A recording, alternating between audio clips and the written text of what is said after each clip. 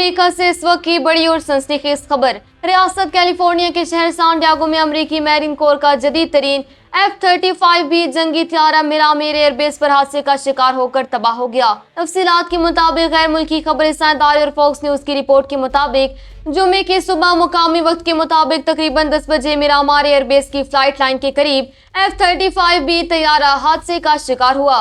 अमेरिकी Marine Corps ने इस वाक़े को क्लास ए हादसा करार दिया। वाज़ेह है कि अमेरिकी फौज में क्लास ए हादसा उस शदीद हादसे को कहा जाता है जिसमें तैयारा मुकम्मल तौर पर तबाह हो जाए या कम से कम $2.5 मिलियन का नुकसान पहुंचे। मैरीन कोर के तर्जमान फर्स्ट लेफ्टिनेंट ब्लैक स्टॉरबेक ने मीडिया को बताया कि तैयारा 3rd मैरीन एयरक्राफ्ट विंग के मैरीन एयर ग्रुप 11 से मुंसलिक था और एयरबेस पर ही तैनात था।